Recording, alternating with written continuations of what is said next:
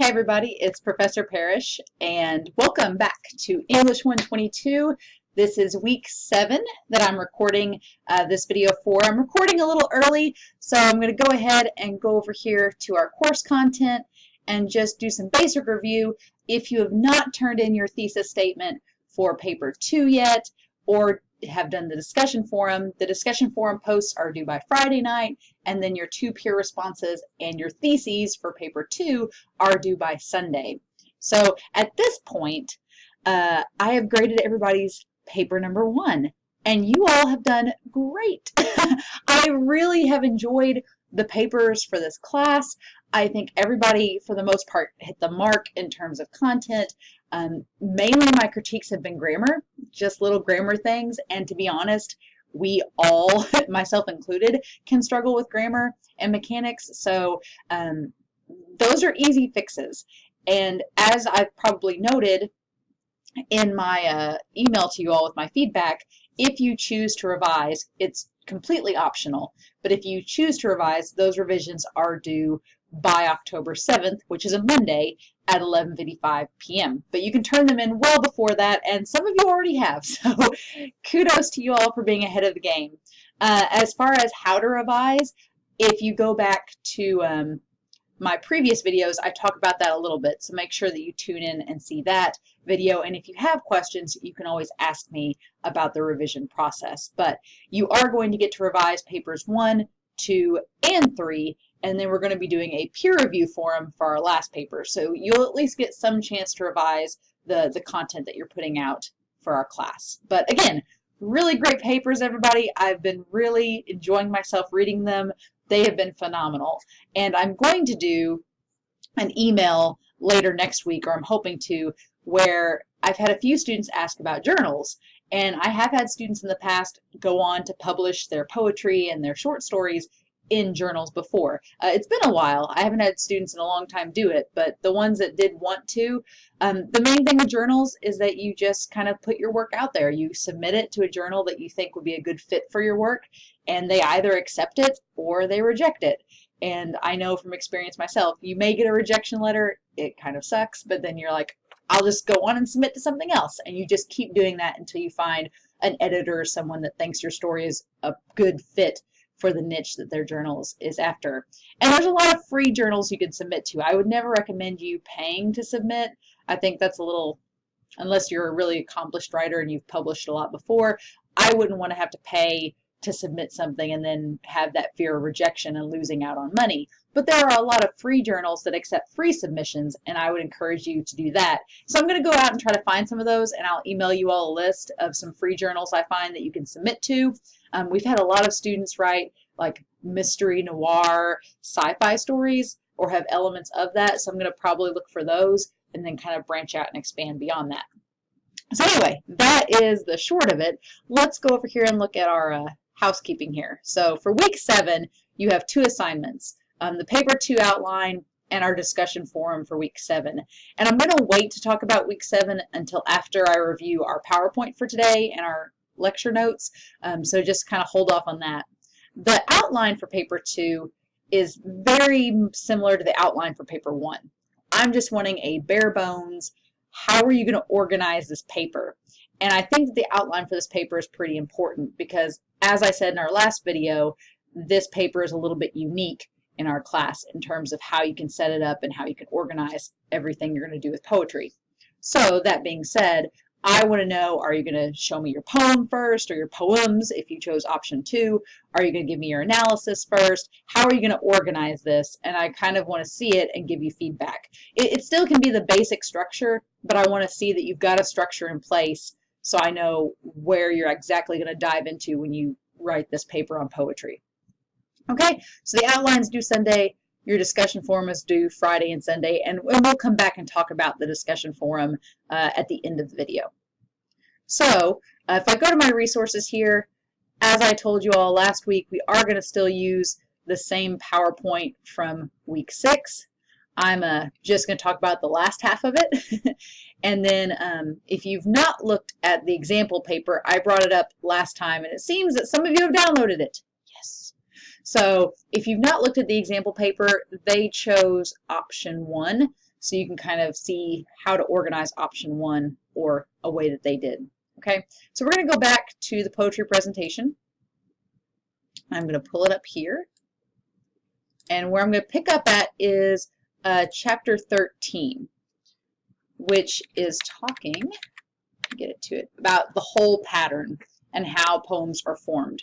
So I like that our chapter goes through this context of meaning, and I like that they term context as a web of meanings, meaning that there's a lot going on between what the poet is trying to do in terms of language, in terms of symbolism, in terms of emotion. There's a lot at work with a poem, especially a good poem. So for us to understand the context, we need to understand all those parts and pieces that are kind of making up that poem.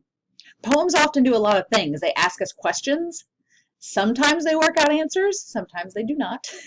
Sometimes they frustratingly leave us with no answers, and we have to kind of assume for ourselves what the meaning was. And I think that's why people get frustrated with poetry. It's not like a story. In a story, a fiction or nonfiction or short story, there are characters and a plot, and by the end of the story, even if it's ambiguous, you kind of can make a sort of linear understanding of what was going on. With a poem can be about a second in time and can be 40 pages. So poems can be pretty much anything emotionally that the poet wants, and they don't always have to have a structure or a meaning to them that's defined. And I think people get frustrated by that because we sometimes want to be told what the meaning of something is. And for the poet to go, I don't know, that can be frustrating. So they often ask questions. Sometimes they work out the answers. They like to play off of opposites or polarities. They help us to draw mental maps and comparisons, meaning that they help us to see how things are different or similar. And I know a lot of poets like to work with that, changing of seasons, especially if it's a nature poem. They talk about how seasons are different, but how yet they can still be similar, things like that. They can build off contrasting points of view, and they can even build to a high point, like a prose story. They can actually build to a climax and then end. It just depends on what the poet is trying to accomplish with that poem. Some terminology that chapter 13 brings up. Concrete poetry, we talked about concrete versus abstract in the prose unit. Concrete poetry is literally poetry about physical, tangible things. So Robert Frost does a lot of nature poetry. Emily Dickinson does some things that are concrete poetry, but she writes a lot about emotions. Basically, any type of nature poetry would be concrete. Some poets use repetition, where they purposefully repeat words or phrases to garner a specific effect. And then parallel, we talked about parallelism in the last unit. This is where poets start and end their poems in very similar ways, much like what we've seen with short stories. Now these two terms right here, cumulative and counterpoint, are sort of the opposite of one another. In a cumulative poem, the action builds to a certain point or to a climax, much like we would see in a fictional piece. Whereas in counterpoint, the ideas of the poem kind of bounce off of each other. It's kind of like a pinball machine where it goes from one point to the next point. That's counterpoint. And it doesn't really build to anything. It's just comparing and contrasting things. Antithesis is taking a certain theme and building a poem whose purpose is in direct opposition of it. So if your poem is the antithesis of compassion, if your poem is the antithesis of compassion, then the whole point is to show how the world's a cynical, dark, gloomy place. That would be if your poem was trying to be the antithesis of something. Some poets like to use antithesis to make a point. Like they may write a poem about it being sunny and beautiful, and then in the end everything's actually really gloomy and dark. I think of Billie Eilish, the music video for her song "You Should See Me in a Crown," where there's all the happy flowers and everything's really nice, and then her whole point is, my music is not happy, joy, joy. It's quite the opposite, and people like it because it's quite the opposite. So she kind of uses this antithesis of joyful, sweet music and what you expect to come out of a female singer, and kind of just completely turns it on its head. That would be antithesis. If you've not seen that music video, it's quite disturbing and wonderful. Metaphysical is when poetry is passionate, it analyzes emotions and it rationalizes them. It basically goes beyond what we see and kind of internalizes emotions and thoughts.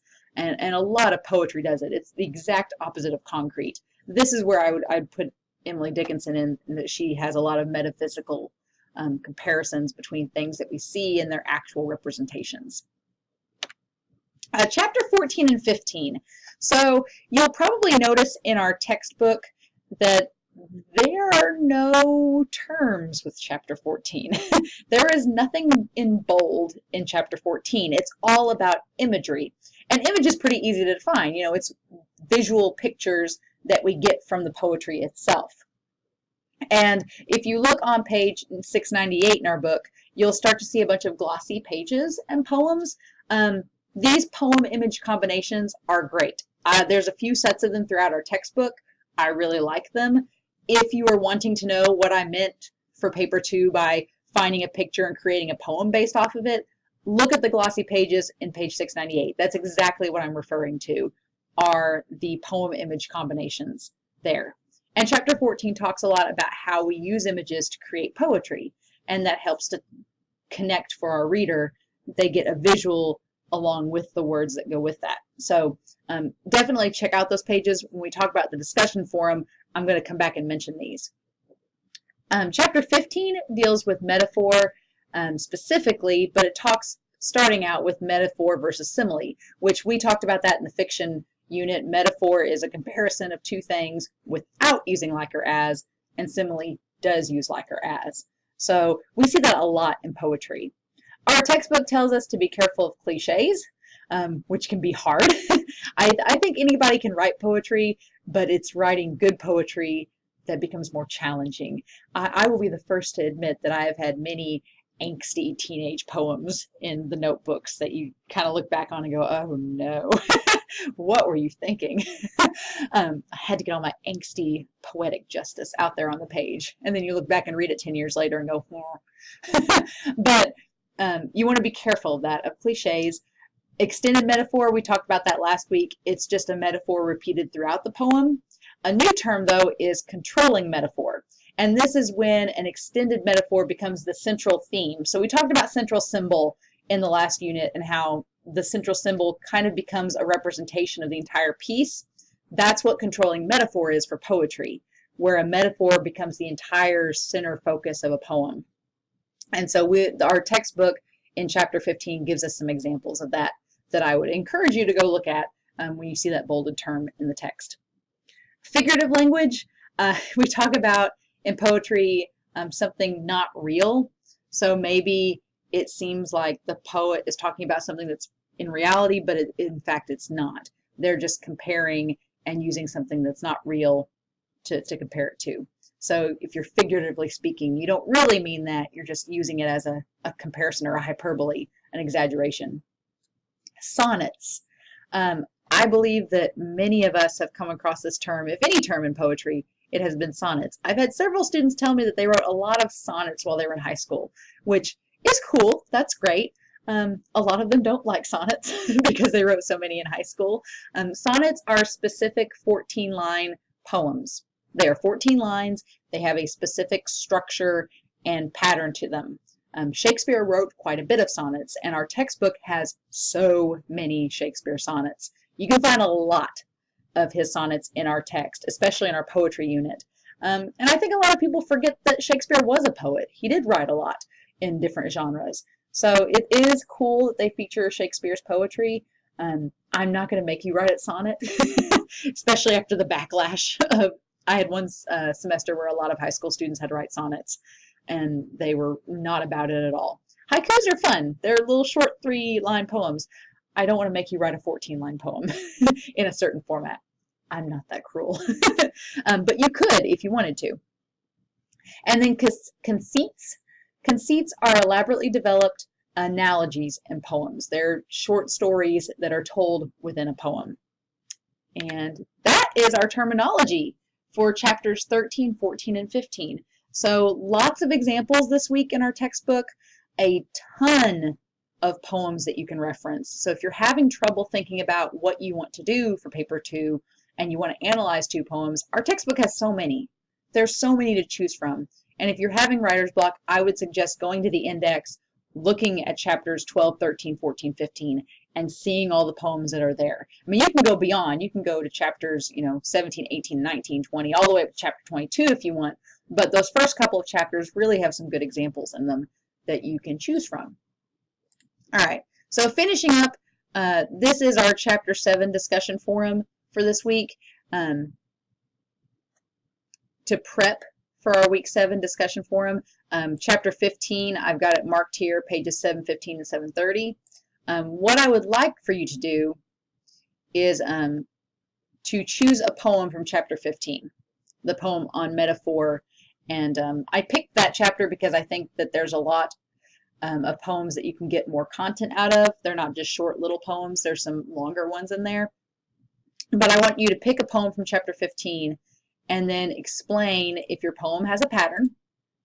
Is it open form or free verse? If it's neither, you can say that. You're like, no, it has a pattern. It's not open form. It's not free verse. It has a distinct pattern. And you can tell me what that is in the forum post. And if you need to go back to see how these terms are different, you can refer back to your previous chapters. Is there a metaphor or simile established in your poem?